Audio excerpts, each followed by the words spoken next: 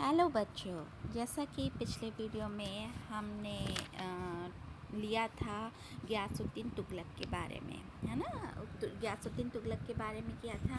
And then उसके बाद में आते हैं मोहम्मद बिन तुगलक, जिसका टाइम पीरियड है 1325 से 51 ईस्वी तक का। अब इसके राज्यारोहण की बात करते हैं। गियासुद्दीन की मृत्यु के बाद फरवरी अथवा मार्च 1325 ईस्वी में उलुग खां दिल्ली के सिंहासन पर बैठा। उसने मोहम्मद तुगलक शाह की उपाधि धारण की। सिंहासन प्राप्त करने में उसे किसी के विरोध का सामना नहीं करना पड़ा।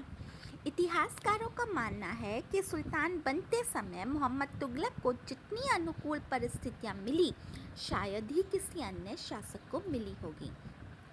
लगभग समूचा भारत दिल्ली के अधीनता में था। सल्तनत के सभी अमीरों एवं अधिकारियों तथा जनता ने उसके राज्यारोहण का स्वागत एवं समर्थन किया था। राजकोष में धन की कमी न थी। उसे अपने पिता से विरासत में एक सुसंगठित एवं व्यवस्थित प्रशासन व्यवस्था मिली थी। वह स्वयं भी योग्य एवं बहुमुखी प्रतिभा का व्यक्ति था, फिर भी उसे अंत में घोर असफलता का मुंह देखना पड़ा। मोहम्मद तुगलक का राजत्व सिद्धांत। मोहम्मद तुगलक राजा के दैवी अधिकारों को मानने वाला शासक था। वह राजा को पृथ्वी पर ईश्वर की छाया मानता था और उसका विश्वास था कि ईश्वर ही अपनी इच्छा से किसी व्यक्ति को राज्य पद देता है। इसलिए अन्य सभी लोगों को बिना किसी विरोध के राजा की आज्ञाओं का पालन करना चाहिए। वह अपने आप को सर्वप्रभुत्व संपन्न शासक समझता था। ईश्वर के प्रतिनिधि के रूप में अपने अमीरों एवं अधिकार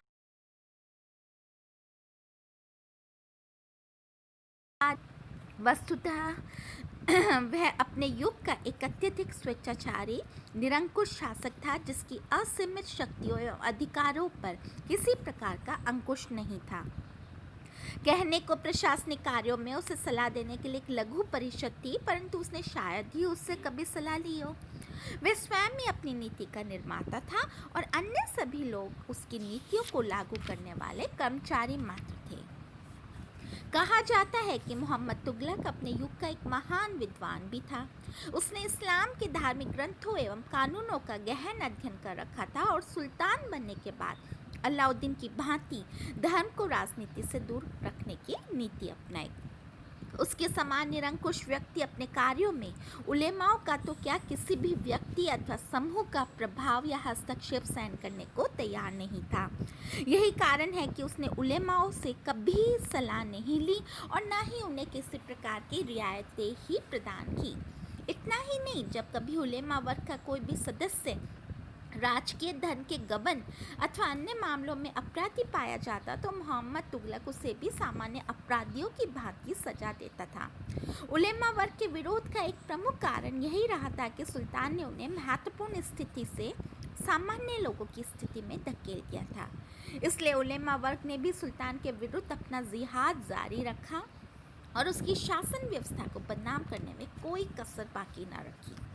उलेमा वर्ग के असंतोष का एक कारण यह भी रहा कि मोहम्मद तुगलक के पहले न्याय प्रशासन पर उन्हीं का एकाधिकार था। सुल्तान ने उनके इस एकाधिकार को खत्म करते हुए अन्य योग्य व्यक्तियों को भी न्यायाधीशों के पदों पर नियुक्त करना शुरू कर दिया। उलेमा वर्ग के निर्णयों को बदलने में वह तनिक भी नहीं हिचकता था। चूँकि सुल्तान स्वयं ही न्याय का अंतिम स्रोत था, अतः उसके निर्णय के विरुद्ध कहीं अपील नहीं जा सकती थी। सुल्तान मोहम्मद तुगलक ने धार्मिक सहिष्णुता का परिचय देते हुए हिंदुओं के साथ अच्छा व्यवहार किया और अपने पूर्वाधिकारियों की भांति उन पर अत्याचार नहीं किए। अब उसकी गृह नीति पर आते हैं। उसकी क्या गृह नीति थी, किस तरीके से उसने सुधार किया, क्या नव प्रवर्तन, न्यू चेंजेस लाया, ये हम इसमें देखते हैं। पहला उसका राजस्व व्यवस्था में सुधार। मोहम्मद तुगलक अत्यधिक परिश्रम करने वाला व्यक्ति था। राज्यारोहण के तत्काल बाद उसने राजस्व व्यवस्था में सुधार करने के लिए अनेक कदम उठाए।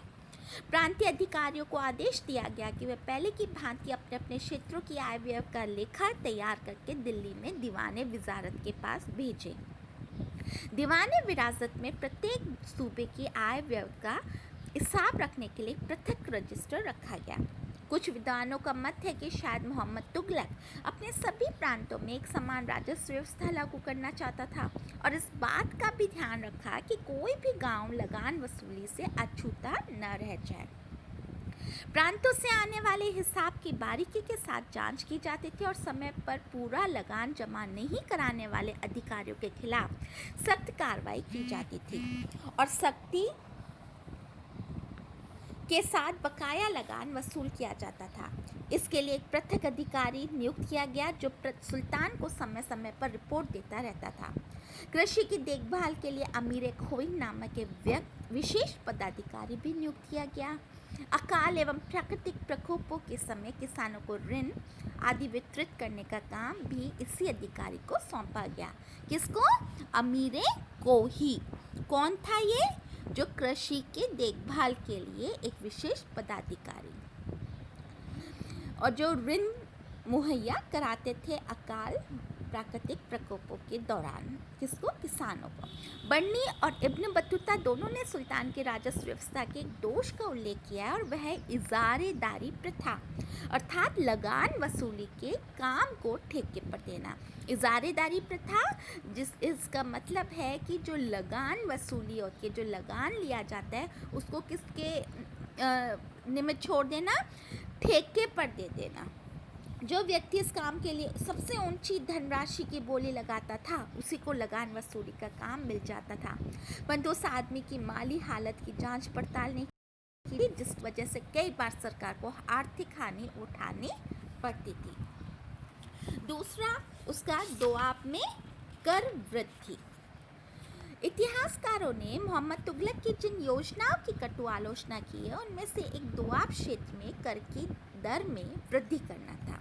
दोआब गंगा यमुना के बीच का जो फर्टाइल एरिया है उसको दोआब कहते हैं। उसमें उसने क्या कर दिया? कर की दर की वृद्धि कर दी। कर बढ़ाने के लिए अनेक कारण बतलाए गए जो विश्वसनीय प्रतीत नहीं होते, जैसे इस क्षेत्र के उपद्रवी लोगों को दंड देना, दूसरा रिक्त राजकोष को भरना, तीसरा सेना की शक्ति को बढ़ाने के लिए अतिरिक्त साधन जुटाना इत्यादि। अधिकांश विद्वान इसे लगान व्यवस्था में सुधार अथवा परिवर्तन का एक सामान्य कदम मानते हैं। वस्तुतः दोआब भारत का सर्वाधिक उपजाऊ क्षेत्र था और बढ़े हुए कर को सहन कर सकता था। बाद में लागू की गई योजनाओं से स्पष्ट हो जाता है कि सुल्तान का राजकोष रिक्त नहीं हुआ था और उपद्रवी लोगों को दंड देने के लिए अनेक बहुत से कारगर कदम भी उठाए जा सकते थे। मूल प्रश्न कर वृद्धि की दर का है, अर्थात कितना कर बढ़ाया गया। मुस्लिम इतिहासकारों ने जो विवरण दिया है उसे किसी भी स्थिति में सही नहीं माना जा सकता। बर्नी ने लिखा है कि 10 से 20 गुना कर बढ़ा दिया। यहया इस कथन की पुष्टि ही नहीं करता, अपितु लिखता है कि बढ़े हुए कर के साथ मकान कर और चराई कर को भी लागू किया गया। निज़ामुद्दीन के अनुसार 10 गुना कर वृद्धि की गई। फरिश्ता के अनुसार 3 या 4 गुना कर बढ़ाया गया था। इसके विपरीत आधुनिक विद्वानों का मानना है कि कर वृद्धि बहुत कम की गई थी। डॉक्टर श्रीवास्तव का मत है कि भूमि कर में किसी प्रकार की वृद्धि नहीं की गई थी, बल्कि मकानों, चारागाहों आदि पर अन्य कर बढ़ाकर सुल्तान अपने राजस्व में 5 से 10% तक वृद्धि करना चाहता था। उनका मत विश्वसनीय प्रतीत होता है। दोआब में जो कर वृद्धि की गई वह अधिक नहीं थी, परंतु यह वृद्धि अनुकूल स्थितियों में नहीं की गई थी। संयोगवश उस समय दोआब का क्षेत्र वर्षा की कमी के कारण अकाल की चपेट में आया हुआ था। इससे किसानों में उदासी छाई हुई थी और जब बढ़े हुए करों को सख्ती के साथ वसूल किया जाने लगा तो लोगों का असंतोष भड़क उठा और कई स्थानों पर उन्होंने विद्रोह कर दिया। सुल्तान के आदेश से अधिकारियों ने कठोरता के साथ विद्रोह का दमन किया, जिससे दोआब की स्थिति और भी बिगड़ गई। वस्तुतः सारा दोष सरकारी अधिकारियों का रहा, जिन्होंने सुल्तान को सही स्थिति की जानकारी नहीं दी, अन्यथा वह ऐसे समय में कर वृद्धि की आज्ञा नहीं देता अथवा सख्ती से कर वसूल करने की आज्ञा तो कदापि नहीं देता, क्योंकि जब उसको सही स्थिति की जानकारी मिली तो उसने दोआब के अकाल पीड़ित किसानों को सहायता पहुंचाने का पूरा प्रयास किया था।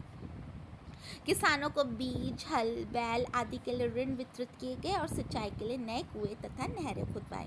परंतु सुल्तान द्वारा दी गई सहायता से किसानों को विशेष राहत न मिल सकी, क्योंकि कदम काफ़ी देर बाद उठाया गया था। डॉक्टर श्रीवास्तव ने स्थिति का मूल्यांकन करते हुए लिखा है कि परंतु उनसे कोई गए थे अथवा सहायता का प्रयोग किसानों ने शुद्धापूर्ति के लिए किया। वास्तविकता तो यह है कि इन करों को जब अलाउद्दीन ने पहली बार लगाया था तब भी लोगों ने स्वेच्छा से नहीं अपितु आतंकित होकर ये कर अदा किए थे। अलाउद्दीन के उत्तराधिकारी ने इन करों को समाप्त कर दिया था और जब मोहम्मद तुगलक ने इन्हें पुनः लागू किया तो लोगों ने इसका विरोध किया। परिस्थितियों और अधिकारियों ने मिलकर कर वृद्धि की योजना को असफल बना दिया।